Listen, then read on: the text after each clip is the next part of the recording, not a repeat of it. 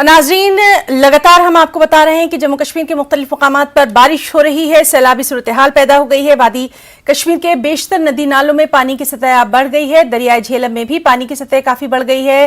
पानी घरों में दाखिल हो चुका है। चंद पुल और सड़कें भी ज़ेर-ए-आब आ गए हैं। स्कूलों को भी बंद करने का फैसला किया गया। हमारे साथ मौजूद हैं हमारे तमाम तर साथी जो कि लगातार हमें अपडेट दे रहे हैं। सीधे हम रुख करेंगे ज़हूर रिजवी का। हमारे साथ ज़हूर मौजूद हैं और साथ ही साथ मुनीर भी मौजूद हैं। ज़हूर, सबसे पहले आपसे इस वक्त की सूरत हाल जानना चाहेंगे।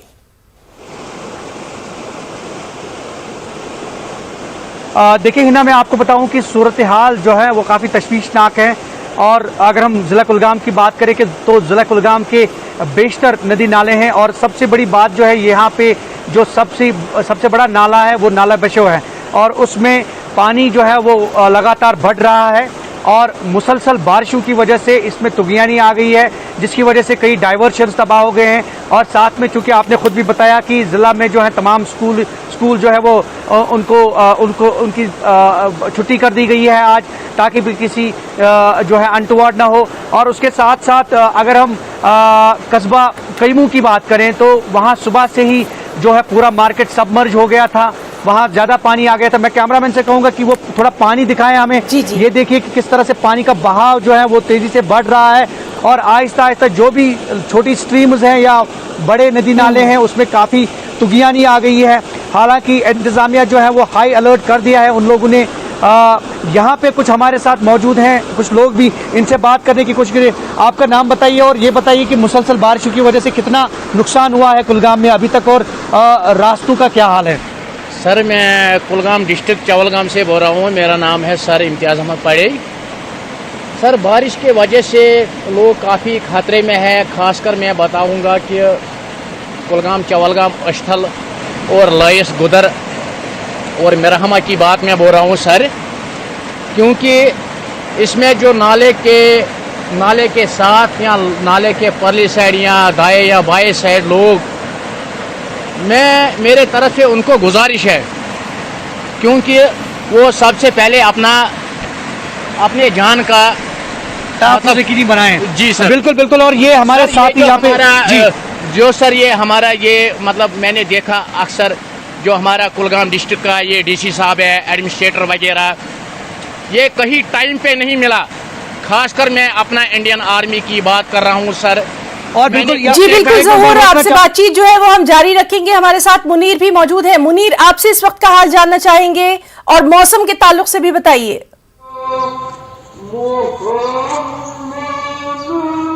देखिए ना, इस वक्त मौसम में थोड़ी बहुत बेहतरी आई है और जो सुबह सवेरे से जो बारिश लगातार जारी थी, अब वो थोड़ी सी उसमें यहाँ पे बारिश रुक गई है और हल्की सी बारिश हो रही है।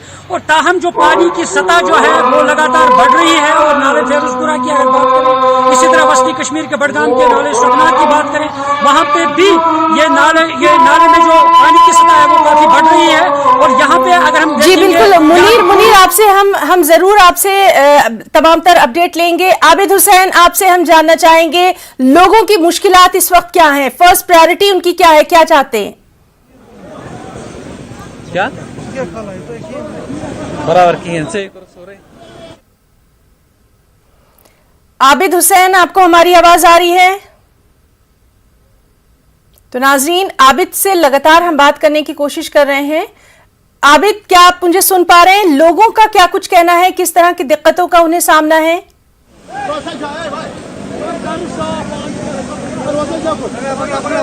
जी ना, यहाँ पर रेस्क्यू ऑपरेशन जारी है। हम आपको ये तस्वीरें दिखाएंगे कैसे रजाकार यहाँ पर इस बांध को बंद करने की कोशिश कर रहे हैं। लगातार यहाँ पे सुबह से ये काम कर रहे हैं। अब एसडीआरएफ की टीम आई है यहाँ पर, वो भी लगातार इस बांध को बंद करने की कोशिश कर रहे हैं। मेरे साथ इरिगेशन महकमे के एडब्ल्यू है। चूंकि लोगों में नाराजगी है, लोगों का लगातार यही कहना है कि 2014 के बाद जो बांध बनाने थे, जिस तरह से इनकी मरम्मत करनी थी, वो नहीं हुआ। एडब्ल्यू साहब है इरिगेशन के, उनसे ये सवाल पूछेंगे क्योंकि लोग नाराज है। मुझे बताइए, लोगों की नाराजगी है 2014 के बाद जब बांध आया, ये सैलाब आया, उसके बाद बांधों को ठीक करने के लिए काफी सारे फंड्स आए, लेकिन काम कुछ नहीं हुआ। सर नहीं, काम हो चुका है। आप देख सकते हैं हमारे जो हेड वर्क है यहाँ से लगभग 4 किलोमीटर, उस बीच में हमने रेजिंग की, डीपनिंग की, वाइडनिंग की। दूसरा प्रपोजल हमने बनाया रिटेनिंग वॉल का, और रिटेनिंग वॉल बन गया नीचे डाउन स्ट्रीम। और मिड जो पोर्शन थी हमने इसमें रिप्रैप स्ट्रक्चर रखा था। जहाँ पे हम खड़े हैं इस पोर्शन भी हमने रिप्रैप रखा था, लेकिन यहाँ पे जो आवाम है उन्होंने काम करने नहीं दिया, क्योंकि इसके बीच अगर देख सकते हैं इसमें ग्रेवयार्ड बन चुका है। यहाँ के जो लोगों ने कहा कि हमारे यहाँ पुराने जो लोग हैं वो दफन कर चुके हैं, तो यहाँ पे हम हमारी लाश गिर जाएंगे, लेकिन हम काम करने नहीं देंगे। अभी जो ये ब्रीच हुआ ये एक्सटेंड हो सकता था ज्यादा, इसमें ऑलरेडी हमने रिटेनिंग वॉल पहले ही बनाया है, उसकी वजह से ये वाइड ज्यादा नहीं हुआ। हमें ये 9:30 पता चली कि 9:15 की ब्रीच होने वाला है। हमारी टीम सबसे पहले पहुंची और हमने बैग सबसे पहले लाया। यहाँ पे एक रोड बन रहा था, म्युनिसिपैलिटी वालों ने बनाया, उससे अप्रोच रोड खत्म हुआ है, इधर से अप्रोच आने का जरिया नहीं था। फिर हमने प्लान बी में एक्सर्ट किया, यहीं पे हमने बैग्स डाले, एक्सक्वेशन हो रही है, चिल्स डाल रहे हैं और ये ऑपरेशनल काम चल रहा है। जी हिना, ये इन लोगों ने अपना जो बयान है वो दिया है। मैं आपको स्पॉट पे एक बार फिर से ले जाना चाहता हूँ। स्पॉट पे हम आपको तस्वीरें दिखाएंगे, क्योंकि यहाँ पर काफी सारे जो रजाकार है एसडीआरएफ की टीम के साथ ये लोग हैं, क्योंकि लगातार जो पानी का बहाव है वो बढ़ता जा रहा है। ऐसे में जो टूटा हुआ बांध है उसे बंद करने की कोशिश की जा रही है। ये देखिए, ये जो बांध है, बांध को बंद करने के लिए रजाकाराना तौर पर काफी लोग यहाँ पे आ चुके हैं। लोग इस बांध को बंद करने की कोशिश कर रहे हैं। सुबह से ही ये लोग इसमें जुड़े हुए हैं।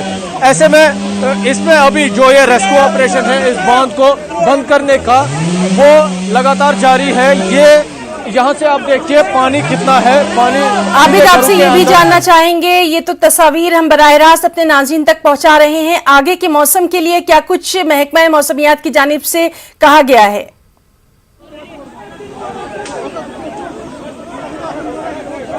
जी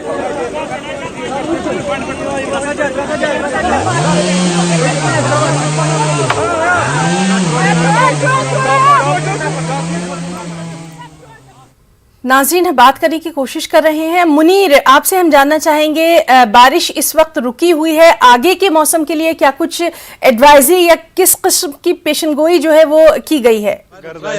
मुनीर,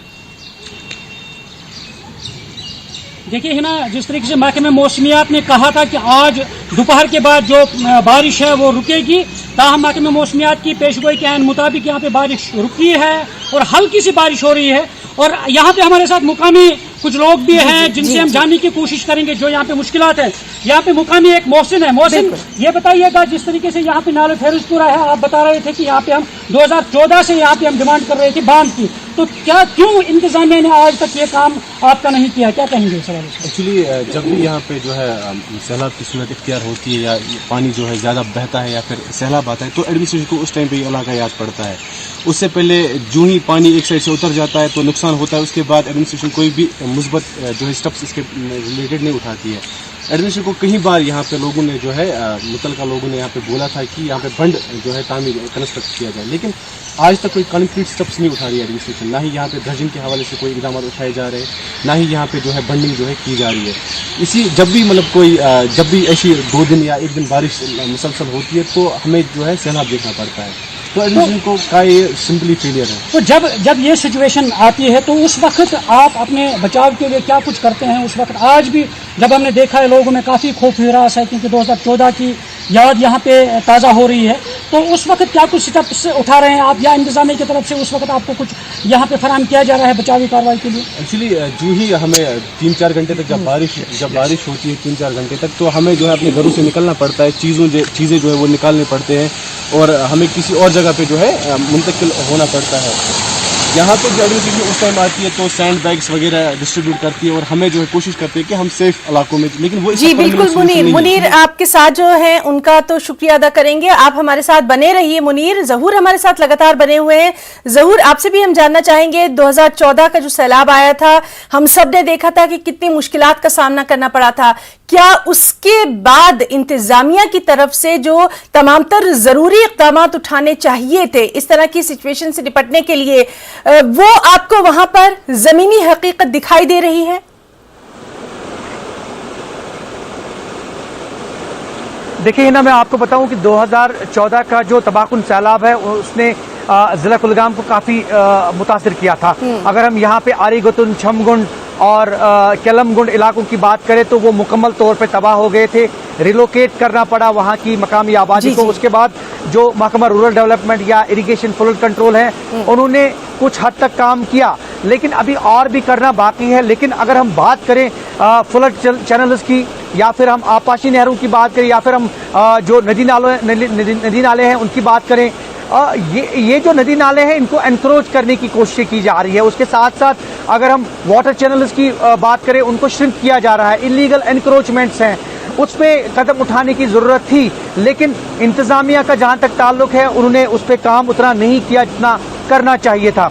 और यही वजह है कि जो बड़े बड़े नदी नाले हैं उनको ड्रेनेज की शक्ल जो है वो इख्तियार कर चुके हैं। अगर कहीं पे ड्रेन थी तो वो मुकम्मल तौर पे बंद की गई, और अब आप समझ सकते हैं कि पानी का फ्लो कैसे होगा। और ये जो नाला वेशो है ये डेडली है काफ़ी, और यहाँ से ही पूरा पानी जो है वो जहलिम में जम हो जाता है, मर्ज हो जाता है, जिसके बाद काफ़ी खतरा लाक हो जाता है लो लाइन एरियाज में, जैसे श्रीनगर है या अवंतीपुरा है या संगम है, इनको डूब जाने का खतरा होता है। और अगर आपने 2014 में देखा होगा तो यहाँ से जितना भी पानी जो है नीचे चला गया, वो उसी ने बहुत ज़्यादा बर्बादी की नीचे श्रीनगर में। और आपने अभी हमारे साथ हमारे जितने भी नुमाइंदे थे वो जुड़ चुके थे और यही बात कर रहे थे।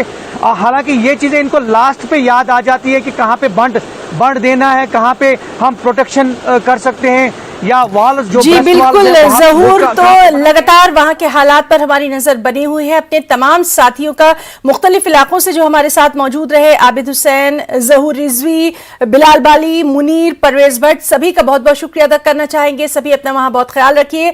लगातार इस अहम खबर से मुतालिक तमाम तर अपडेट हम अपने तमाम नाज़रीन को दे रहे हैं। क्या कुछ कहना है लोगों का, आइए आपको वो भी जरा दिखा देते हैं। SDRF की टीम से ऐसी लो लाइंग एरियाज़ पे जहाँ पर 2014 का एक्सपीरियंस है हमें, जैसे अस्थल हो गया, कोइमू हो गया, खड़वनी हो गया, लाइसू हो गया, इन जगहों पर हम लोगों ने ऑलरेडी टीम डिप्लॉय करके रखी थी। और ज़्यादातर लोगों के साथ कंटिन्यूसली बात चल रही थी, चाहे लंबरदार, चौकीदार, सरपंच के साथ की सिचुएशन कैसा है। और हम लोगों ने कल से 2-3 रेस्क्यू ऑपरेशंस भी अंजाम दिए हैं, चाहे छमगुंड पे हो या अभी कोशिश कर रहे हैं अस्थल में कुछ फैमिलीज़ हैं फंसी हुई हैं, उनको भी रेस्क्यू करेंगे। साथ ही साथ में हम लोगों ने जो लो लाइन के एरियाज़ है, खुडवनी हो गया, ये जो सारे एरियाज़ है जहाँ पर अभी हमें अस्थल में, इनमें ओवरऑल सिचुएशन जो है वो नॉर्मल है। कहीं पे कोई भी ऐसा जो है वो डैमेज या पब्लिक को कहीं से, ह्यूमन लाइफ को कहीं से भी कोई खतरा या नुकसान नहीं है। और जहाँ जहाँ हमें ज़रूरत पड़ रही है वहाँ से हम जो है वो लोगों को सेफ प्लेसेस पे लेके भी जाएंगे।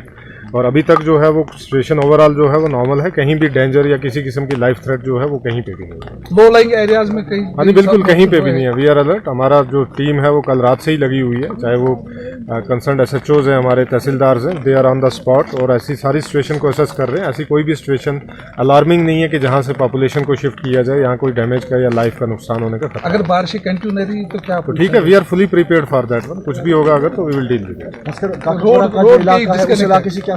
उस इलाके से भी अभी सिचुएशन जो है वो पूरी नॉर्मल है, क्योंकि हालांकि वो हमारा लो लाइंग एरिया है, बट सिचुएशन जो है वो ओवरऑल नॉर्मल है। कहीं पे भी आब हुरान रस डेंजरस गसान रस मुलाजिम एवेलेबल कहें वह वनकस मुलाजिम ये डेंजरस बासान ये एरिया बे बंड बासान यह छे अब गस खन अत तो हुकूमत गुजारिश कर रोड वोड बे मुलाजिम फलड बंडन अत या मिल बाकी यार गुंड पे नारबलस अपोजिट यार गुंडस यारी गुंड काउस चक काउस यार गुंड रूस आर वडवन। हाँ, हम इस वक्त मौजूद है पुलवामा श्रीनगर शाहरा पर, ये पिंगलाना के मुकाम पर। यहाँ पर आप देख सकते हैं कि ये पूरा शाहरा जो है ये ज़ेर आब आ गया और जो ट्रैफिक की नकलो हरकत है वो मुअत्तल कर दी गई है इस शाहरा पर। और इसके इर्द गिर्द जितने भी इलाके हैं, काकपोरा तहसील में आने वाले रत्नीपोरा, काकपोरा और जितने भी लो लाइंग एरियाज़ है वो ज़ेर आब आ गए हैं। और जो अवाम है, अवाम में काफ़ी तशवीश पाई जा रही है। और पुलवामा के पहले ही कुछ इलाकों में जो रास्ता है वो मुनक़ता हो गया, और अब मेन जो है श्रीनगर से जोड़ने वाला जो ये रास्ता है और ये मुनक़ता हो गया है। तो इसकी वजह से जो इस वक्त सूरत हाल है, सैलाबी सूरत हाल, वो बदस्तूर इस पुलवामा में भी जारी है। बिलाल खान, न्यूज़ 18 उर्दू, पिंगलाना, पुलवामा। खबरों में फिलहाल रुकना चाहेंगे एक छोटे से वक्फे के लिए, जल्द लौटेंगे।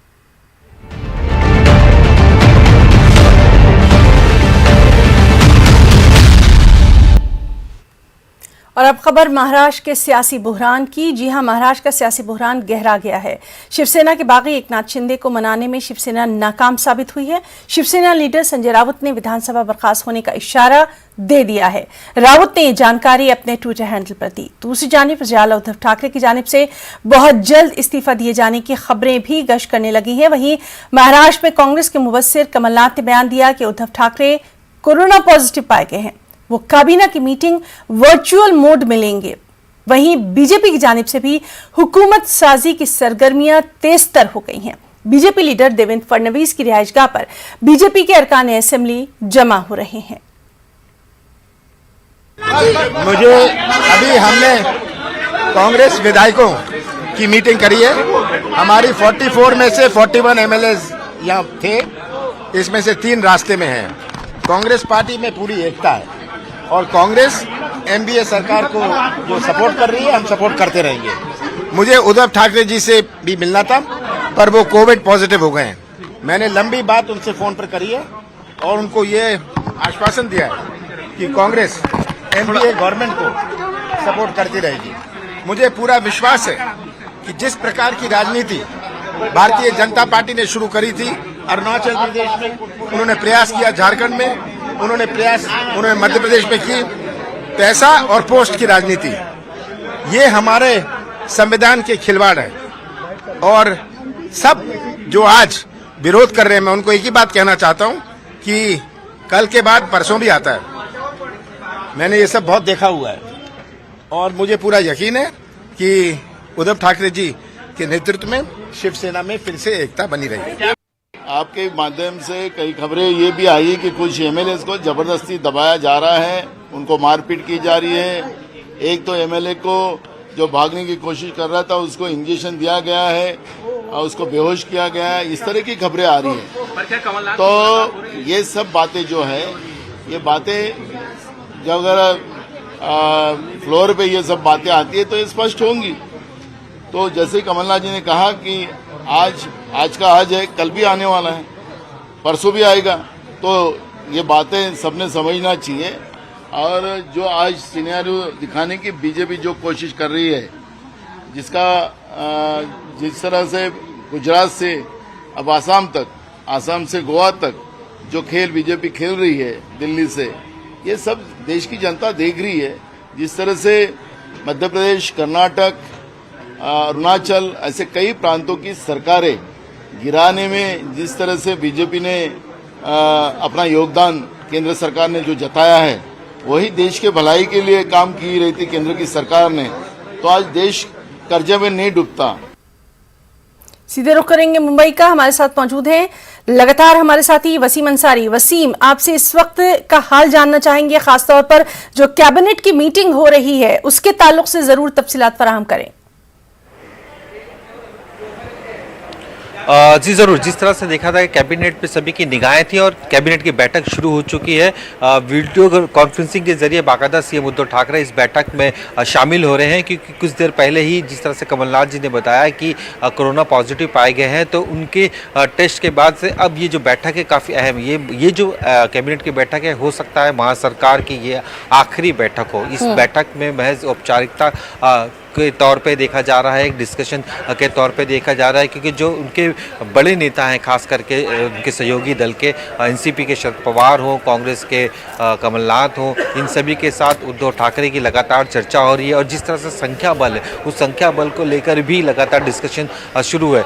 जिस तरह से ये फैसले लिए जा रहे हैं, तो कोशिश ये की जा रही है कि किस तरह से सरकार और भी वक्त खींचे, इसे लेकर भी निर्णय लिया जा सकता है। तो हो सकता है इस पर एक प्रस्ताव रखा जाए जिसमें ना विधानसभा भंग करने की मांग की जाए, इस तरह के प्रस्ताव रखे जा सकते हैं। अब ये प्रस्ताव के बाद देखना होगा कि राज्यपाल इस पे क्या निर्णय लेते हैं, क्योंकि राज्यपाल को ही हक है कि विधानसभा भंग करना है या नहीं करना है। ऐसे वक्त में वो जो अपोजिशन लीडर होते हैं उन्हें बुलाया जाएगा और जिसकी सबसे बड़ी पार्टी के तौर पे है बीजेपी, देवेंद्र फडणवीस को, उनसे पूछा जाएगा। अगर वो हाँ कहते हैं तो हो सकता है कि राष्ट्रपति शासन लग के अगले चुनाव की प्रोसेस शुरू हो, लेकिन ऐसा नज़र नहीं आ रहा है। देवेंद्र फडणवीस एक बड़ी पार्टी के नेतृत्व कर रहे हैं, 106 विधायक उनके साथ चुनकर आए हैं। कई निर्दलीय विधायकों का समर्थन था जिनकी वजह से जो संख्या है 113 के करीब पहुंच गई थी और ये सरकार बनाने का दावा कर सकते हैं। लेकिन ये सब कुछ निर्भर करता है उस वक्त जब एकनाथ शिंदे अपनी भूमिका साफ कर देते हैं। अभी तक किसी भी तरीके से उन्होंने कोई पत्र राजभवन तक नहीं पहुंचाया है, लेकिन ये कयास जरूर लगाए जा रहे हैं कि आज देर शाम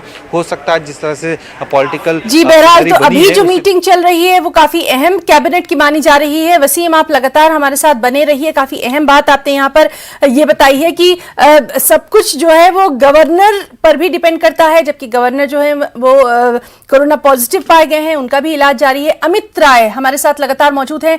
अमित, इस वक्त की ताजा हम अपडेट आपसे जानना चाहेंगे। लगातार बहुत सारी खबरें गश्त कर रही हैं, आप तफसीलात दें।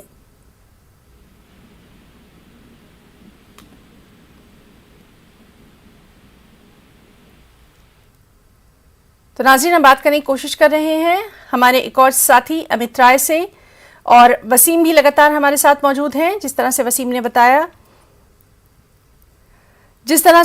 ने बताया कि लगातार जो मीटिंग है वो मुख्तलिफ उनके दौरा है। देवेंद्र फडणवीस पर भी सभी की निगाहें लगी हुई हैं। वसीम, आपसे ये भी जानना चाहेंगे, मुख्तलिफ बयानात सामने आ रहे हैं, ट्विटर पर भी बहुत सारी चीज़ें, बहुत सारे चेंजेस देखने में आ रहे हैं, लेकिन जिस तरह से आपने बिल्कुल सही कहा कि तमामतर जो चीजें हैं वो शाम तक ही साफ हो पाएंगी। खास तौर पर हम आपसे जानना चाहेंगे यहाँ पर कांग्रेस का रुख क्या है अभी फिलहाल। देखिए, जिस तरह से कमलनाथ मुंबई पहुंचते हैं और उसके बाद इसके पाटिल मौजूद है, जो खास करके एमएलसी चुनाव हुए थे उस दौरान जो अपने फर्स्ट प्रेफरेंस में जो वोटिंग परसेंटेज एकदम काफ़ी कम था, उनका जो पहले पसंदीदा जो उम्मीदवार थे उनके हारने के बाद ये सवाल उठने लगे थे कि कांग्रेस में पूरी तरीके से आपसी मतभेद है। ये टटोलने की कोशिश यहाँ पे कमलनाथ की होगी कि सारे विधायक उनके साथ है या नहीं। भले ही 41 विधायक वसीम, आप हमारे साथ मौजूद रहिए। अमित एक बार फिर से हमारे साथ मौजूद हैं। अमित से बात करने की जरा हम कोशिश करेंगे। अमित, हम आपसे लगातार अपडेट जानने की कोशिश कर रहे हैं, बहुत सारी खबरें जो हैं वो गश्त कर रही हैं, डिटेल्स बताइए। देखिए, मैं आपको एक ताजा जानकारी दे दूं। जैसा मैं सुबह से बता भी रहा था कि 46 एमएलए हैं इस वक्त एकनाथ शिंदे के साथ, जिसमें 36 एमएलए शिवसेना के हैं और 10 एमएलए जो है वो निर्दलीय हैं। 46 उनके पास मौजूद हैं। इस समय उनकी बैठक जो है होटल में चल रही है। आगे की रणनीति पे चर्चा हो रही है कि राज्यपाल के पास जाया जाए या कैसे किया जाए, अपनी पार्टी के लिए आवेदन किया जाए या हम किसी और पार्टी में सम्मिलित होंगे।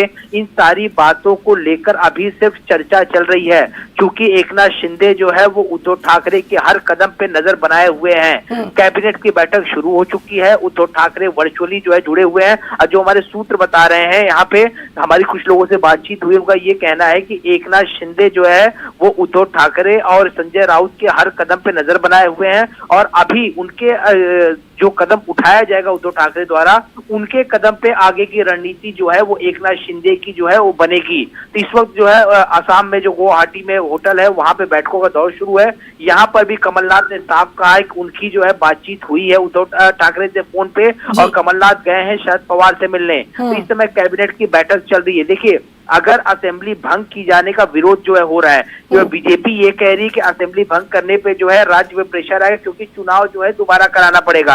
और जो हमारे सूत्र बता रहे हैं कि बीजेपी दोबारा चुनाव कराने के और एनसीपी या कांग्रेस भी जो है वो दोबारा चुनाव कराने के पक्ष में नहीं है। तो किसी तरह कोशिश ये होगी कि असेंबली डिसॉल्व का पत्र अगर दिया जाता है उद्धव ठाकरे को हरी झंडी नहीं देंगे, उसे खारिज किया जाएगा। और ये आप फ्लोर पे जो है अपने विधायकों की जो है उपस्थिति दर्ज कराएं, वहां पे अपने नंबर दिखाएं, क्योंकि उद्धव ठाकरे ये समझ रहे हैं। यहाँ पर एक और अपडेट दे दूं आपको कि पवार से मिलने वाईबी चौहान पहुंच चुके हैं कमलनाथ। पवार जो है सुबह से वहां मौजूद है, अपने विधायकों के साथ चर्चा कर रहे हैं और इस समय वाईबी चौहान पहुंच चुके हैं कमलनाथ, और कमलनाथ के साथ चर्चा होगी कि आखिरकार ये जो महाविकास अघाड़ी सरकार पे जो संकट आया है, संकट से कैसे उबरा जाए। लेकिन सब कुछ मैं कह रहा हूं नंबरों का खेल है। 46 हम सुबह से बता रहे हैं और एक नाथ शिंदे भी कह रहे हैं 46 एमएलए उनके साथ हैं। 2/3 मेजोरिटी के लिए 37 चाहिए, उनके पास 46 है। तो क्या वो राज्यपाल के पास आएंगे, उन्हें पत्र देंगे कि हमारे पास पूरा समर्थन है और हम इस महाविकास अघाड़ी सरकार से अपना समर्थन वापस ले रहे हैं, फिर हम नया ग्रुप बनाएंगे या फिर हम किसी और पार्टी के साथ मिलकर सरकार बनाएंगे?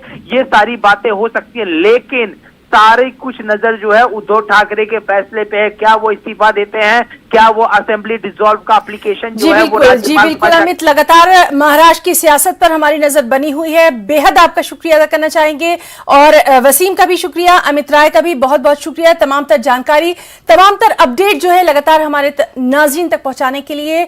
खबरों में फिलहाल इतना ही। आदाब।